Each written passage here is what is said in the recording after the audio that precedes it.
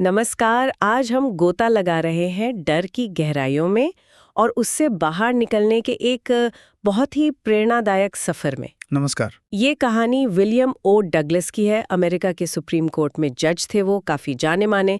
लेकिन आज हम उनके कोर्ट रूम की बात नहीं कर रहे हैं। नहीं, बिल्कुल नहीं। हम बात कर रहे हैं उनके एक निजी संघर्ष की। पानी से उनका जो एक गहरा जबरदस्त डर था उसकी। हम उनकी किताब ऑफ मेन एंड माउंटेन्स का एक हिस्सा है डीप वाटर, उसी पर बात करेंगे। कोशिश ये रहेगी कि इस अनुभव के जो मुख्य पड़ाव हैं, जो इमोशनल उतार चढ़ाव है और सबसे जरूरी डर पर जीत पाने का जो पूरा प्रोसेस है उसे समझें। बिल्कुल। और ये समझना जरूरी है कि ये सिर्फ तैरना सीखने या डूबने से बचने की कहानी नहीं है। हाँ। इसमें डर का मनोविज्ञान है कि कैसे बचपन का कोई ट्रॉमा सालों तक असर डालता है और इंसान की जो इच्छा शक्ति है वो कितनी जबरदस्त हो सकती है। हम देखेंगे कि कैसे बस एक घटना पूरी जिंदगी को जैसे बदल सकती है और फिर कैसे हिम्मत से, दृढ़ संकल्प से उस पर काबू पाया जा सकता है। तो डगलस का जो पानी से डर था वो अचानक नहीं शुरू हुआ। इसकी जड़ें थी उनके बचपन में, जब वो बस 3 या 4 साल के रहे होंगे। बहुत छोटे थे। हाँ, बहुत छोटे। अपने पिता के साथ कैलिफोर्निया बीच पर गए थे। वो पिता के साथ लहरों में खड़े थे, उनसे चिपके हुए, पर फिर भी एक जोर की लहर आई, उन्हें नीचे गिरा दिया और पानी उनके ऊपर से निकल गया। एक पल को तो सांसी रुक गई थी। बुरी तरह डर गए थे वो नन्हे से डगलस। और दिलचस्प बात क्या है कि उनके पिता उस वक्त हंसे। हाँ, शायद सोचा होगा बच्चा है, बहल जाएगा। हाँ, हो सकता है। लेकिन उस छोटे से बच्चे के मन में उन लहरों की जो जबरदस्त ताकत थी उसका आतंक बैठ गया। और यहीं से डर की असली जड़ें शुरू होती हैं। ये दिखाता है कि शुरुआती अनुभव जिन्हें बड़े लोग शायद गंभीरता से ना भी लें, कितने गहरे निशान छोड़ सकते हैं। फिर जब डगलस थोड़े बड़े हुए, 10 या 11 साल के, तब उन्होंने तैरना सीखने का फैसला किया। एक हिम्मत वाला कदम था पिछले अनुभव को देखते हुए। हाँ, और जगह चुनी याकीमा का YMCA पूल। पास में याकीमा नदी भी थी, पर वो बहुत खतरनाक मानी जाती थी। ट्रेचरस कहा गया है उसे कहानी में। हाँ, धोखा देने वाली। बिल्कुल। और उनकी माँ हमेशा उन्हें उसके किस्से सुनाकर डराती रहती थी कि देखो वहां कितने लोग डूबे हैं। तो YMCA पूल ज्यादा सुरक्षित लगा होगा। हाँ, लगा तो यही। कम गहरा हिस्सा सिर्फ 2-3 फीट, गहरा वाला 9 फीट, और वो भी धीरे धीरे गहरा होता था।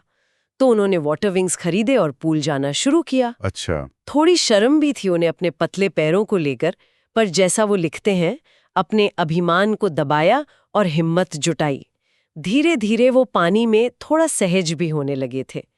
दूसरे लड़कों को देखकर नकल करते, एपिंग जिसे कहा है उन्होंने। 2-3 बार गए थे और लग रहा था कि शायद डर कम हो रहा है कि तभी वो मिस एडवेंचर हो गया, वो दुर्भाग्यपूर्ण घटना। हाँ, ये जो मिस एडवेंचर था ना, ये एक बहुत बड़ा टर्निंग पॉइंट था उनके डर के लिए। हुआ क्या था उस दिन? वो एक दिन पूल पहुंचे तो वहां कोई नहीं था। पानी एकदम शांत, टाइलें साफ दिख रही थीं। अकेले जाने में थोड़ी हिचक हो रही थी, तो किनारे बैठकर इंतजार करने लगे। और तभी वो लड़का आया। हाँ, तभी ये करीब 18 साल का हट्टा कट्टा सा लड़का आया, अच्छी फिजिक वाला। उसने आते ही मजाक में कहा, ए पतलू, डुबकी लगाएगा? I skinny, how do you like to be ducked? हाँ। और बस इतना कहकर उसने डगलस को उठाया और सीधा पूल के गहरे हिस्से में 9 फीट पानी में फेंक दिया। बिना सोचे समझे। हाँ। बस मजाक में। डगलस जैसे बैठे थे उसी पोजीशन में पानी में गिरे, पानी सीधा मुंह में, और तुरंत नीचे जाने लगे। एकदम शौक लगा होगा। चाहते हुए भी दिमाग में एक प्लान बना रहे थे। क्या प्लान? कि जैसे ही पैर नीचे तल पर लगेंगे, जोर से ऊपर उछलेंगे, सतह पर आकर लेट जाएंगे और हाथ पैर मारकर किनारे पहुंच जाएंगे। एक कोशिश तो थी दिमाग में। लेकिन वो 9 फीट उन्हें 90 फीट जैसे लगे। बहुत लंबा सफर लगा वो नीचे का, और नीचे पहुंचने से पहले ही लगा जैसे फेफड़े फट जाएंगे, सांस रुक रही होगी। उन्होंने पूरी ताकत से ऊपर छलांग लगाई। सोचा था कॉक की तरह तेजी से ऊपर आएंगे, पर ऐसा हुआ नहीं। नहीं, बहुत धीरे धीरे ऊपर आए। आंखें खोली तो कुछ नहीं, सिर्फ वो गंदा सा पीला पानी। अब वो बुरी तरह घबरा गए। हाथ पैर मारे छटपटाहट में, जैसे कोई रस्सी पकड़ रहे हो, पर हाथ में सिर्फ पानी आया। दम घुट रहा था। चीखने की कोशिश की, पर आवाज ही नहीं निकली गले से। फिर आंखें और नाक पानी से बाहर आई, पर मुंह अब भी नीचे था, और वो फिर से नीचे जाने लगे दूसरी बार। और यहीं पर वो उस डर की बात करते हैं जिसे वो शियर स्टॉक टेरर कहते हैं। हाँ, बिल्कुल। ऐसा भयानक डर जिस पर कोई कंट्रोल नहीं, जिसे समझा नहीं जा सकता, जिसे बस वही महसूस कर सकता है जिसने झेला हो। वो पानी के नीचे चीख रहे थे, पर डर से गला जैसे जम गया था। सिर्फ दिल की धड़कन और सिर का दर्द बता रहा था कि वो जिंदा हैं। टांगे एकदम भारी, बेजान, जैसे लकवा मार गया हो। लगा जैसे कोई बड़ी ताकत नीचे खींच रही है। फिर चीखें, पर आवाज पानी में ही रह गई। फिर से नीचे का वो अनथीन सफर। और वो अपनी बची खुची ताकत से हाथ पैर मार रहे थे, जैसे किसी बुरे सपने में लड़ रहे हों। सांस लगभग खत्म, फेफड़ों में दर्द, सिर घूम रहा था, चक्कर आ रहे थे। लेकिन इसी डर के बीच दिमाग के किसी कोने में वो प्लान याद आया, नीचे पहुंचते ही कूदना है। तर्क की एक किरण। हाँ, पैर टाइल्स पर लगे, उंगलियों ने जैसे तल को पकड़ा, और उन्होंने फिर पूरी जान लगाकर ऊपर छलांग लगाई। दूसरी बार। पर इस बार भी कुछ नहीं बदला, कोई फायदा नहीं हुआ। चारों तरफ वही पानी, पीला पानी, रस्सियां, सीढ़ियां, वाटर विंग्स, कुछ नहीं दिखा। डर ने और जगड़ लिया होगा। हाँ, जैसे बिजली का झटका लगाओ। वो कांप रहे थे डर से, हाथ पैर बिल्कुल सुन्न। मदद के लिए पुकारा, माँ को पुकारा, कुछ नहीं हुआ। फिर एकदम से कुछ अजीब हुआ, थोड़ी रोशनी सी दिखी, जैसे वो उस पीले पानी से बाहर आ रहे हों। आंखें और नाक बाहर आईं। एक उम्मीद? शायद। लेकिन तभी वो तीसरी बार नीचे जाने लगे। इस बार हवा के लिए सांस खींची तो पानी अंदर चला गया, और वो जो पीली रोशनी थी वो भी बुझने लगी। और फिर सारी कोशिशें बंद हो गईं, एकदम शांत। पैर ढीले पड़ गए, दिमाग पर जैसे काला पर्दा छा गया। डर खत्म? हाँ, उस पर्दे ने डर मिटा दिया। आतंक खत्म, कोई घबराहट नहीं, सब शांत, सुकून भरा। लगा जैसे नींद आ रही है, अब कूदने की जरूरत नहीं, थक गए हैं, धीरे धीरे बहना अच्छा लग रहा है, जैसे माँ की बाहों में हो, सो जाना चाहिए। ये वो अनुभव है जो मौत के बेहद करीब होने जैसा होता है। डर के चरम के बाद ये जो शांति आती है, ये ओब्लिवियन की स्थिति है, विस्मृति, शरीर और दिमाग का एक तरह का शटडाउन। हाँ, जैसे जीवन का पर्दा गिर गया। और इसके बाद क्या हुआ? होश कब आया? अगली चीज जो उन्हें याद है वो ये कि वो पूल के किनारे पेट के बल लेटे हैं और उल्टी कर रहे हैं। मतलब किसी ने निकाल लिया था? हाँ, और वही लड़का जिसने फेंका था पास खड़ा कह रहा था, मैं तो सिर्फ मजाक कर रहा था। But I was only fooling. किसी और की आवाज आई, बच्चा तो लगभग मर ही गया था, चलो अब ठीक है, इसे लॉकर रूम ले चलो। सोचिए उस लड़के को क्या बीती होगी। पर डगलस की हालत ज्यादा खराब थी। बहुत खराब। कई घंटे बाद घर पहुंचे, कमजोर, कांप रहे थे, बिस्तर पर लेट के रोते रहे। उस रात खाना तक नहीं खाया। और इसका असर तुरंत खत्म नहीं हुआ होगा। थोड़ी सी मेहनत करते तो घुटने कांपते, वॉबली इन द नीज, और पेट खराब हो जाता। ये सिर्फ हादसा नहीं था, ये एक गहरा ट्रॉमा था। शारीरिक कमजोरी तो थी ही, पर इसने एक स्थायी मनोवैज्ञानिक डर पैदा कर दिया। पानी का खौफ इतना बैठ गया कि वो फिर कभी उस पूल में वापस नहीं गए। हाँ, और जहां तक हो सका पानी से बचते रहे। और ये डर सिर्फ पूल तक ही सीमित नहीं रहा होगा। नहीं, बिल्कुल नहीं। ये डर उनके साथ सालों तक रहा। जब वो बड़े हुए, उन्हें घूमना पसंद था, प्रकृति पसंद थी। कैस्केड्स की नदियां, झीलें, टिएटन, बम्पिंग रिवर, वार्म लेक, वो इन सब जगहों पर जाना चाहते थे। पर जैसे ही पानी के पास पहुंचते, वो पुराना डर लौट आता होगा। हाँ, YMCA पूल वाला वो भयानक डर, वो उन्हें पूरी तरह जकड़ लेता। पैर जम जाते, दिल में जैसे बर्फीला डर समा जाता, आइसी हॉरर। और इस डर ने उनके कितने ही शौक बर्बाद कर दिए।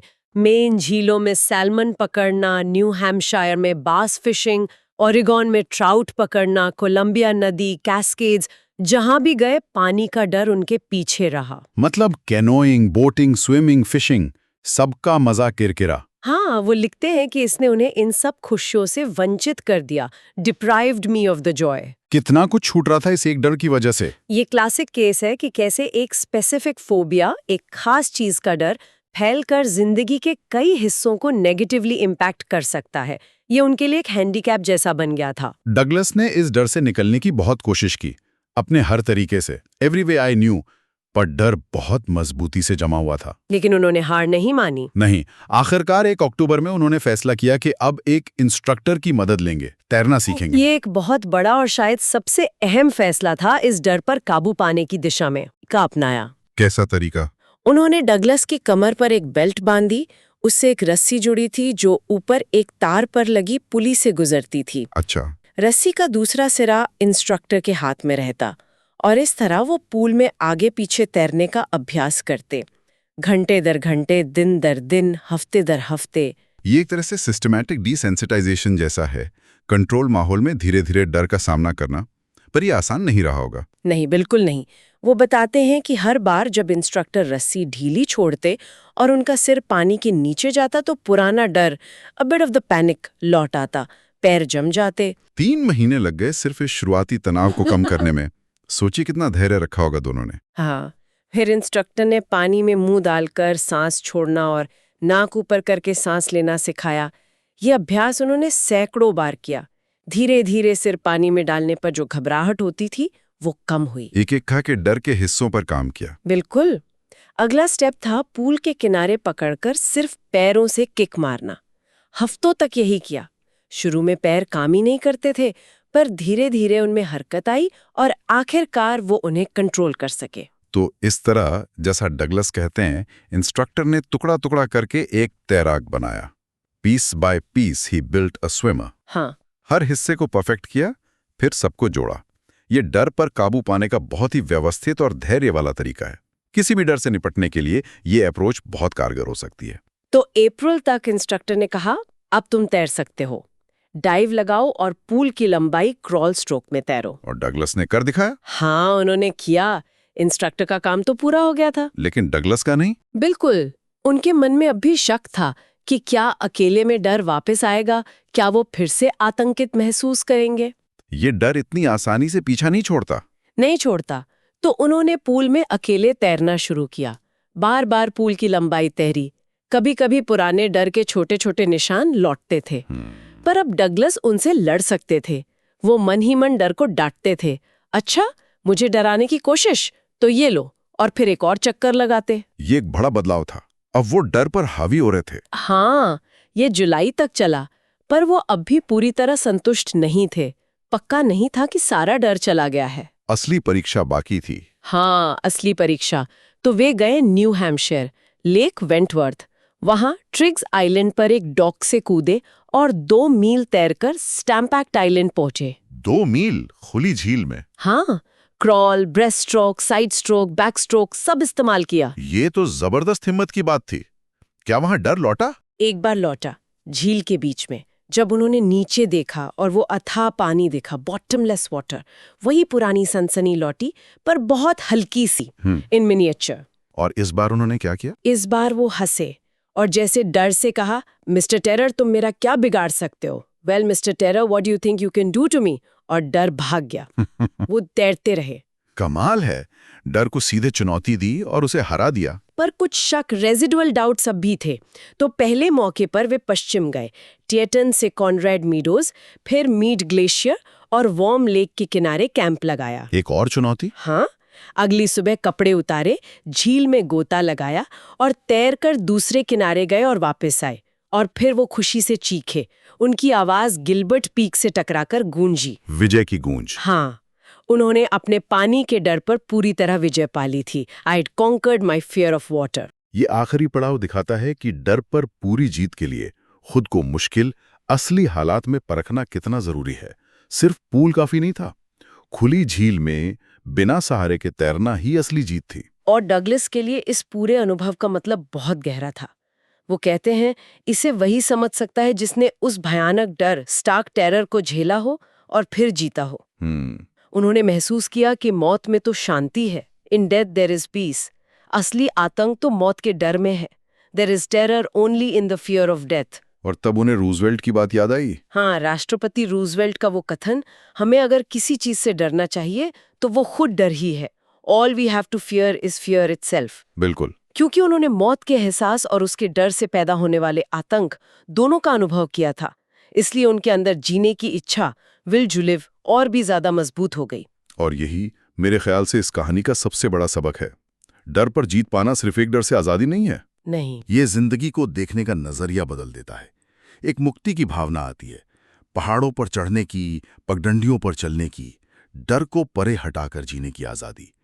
डर ही सबसे बड़ा दुश्मन है और उसे जीतने से ही असली संभावनाएं खुलती हैं। तो ये थी विलियम ओ डगलस की कहानी, पानी के गहरे डर से जूझने और आखिरकार उस पर पूरी तरह जीत हासिल करने की।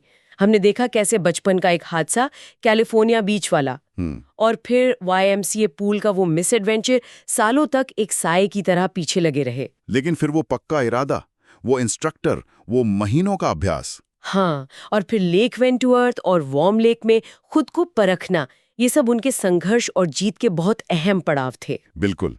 और इस कहानी से कुछ बातें साफ निकल कर आती हैं।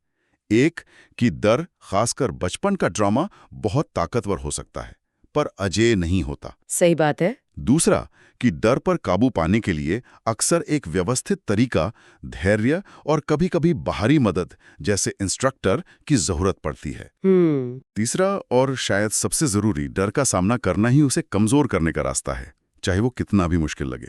और आखिर में वही बात जो रूजवेल्ट ने कही और डगलस ने जीकर दिखाई, हमारा सबसे बड़ा डर अक्सर वो डर ही होता है। हाँ, उसे जीतना सिर्फ एक डर को हराना नहीं, ये जिंदगी को ज्यादा भरपूर, ज्यादा आजादी से जीने का रास्ता खोलता है। ये कहानी हमें ये सोचने पे भी मजबूर करती है कि क्या हमारी अपनी जिंदगी में भी कोई ऐसा गहरा पानी है, कोई ऐसा डर जिसने हमें किसी ना किसी तरह से रोक रखा है।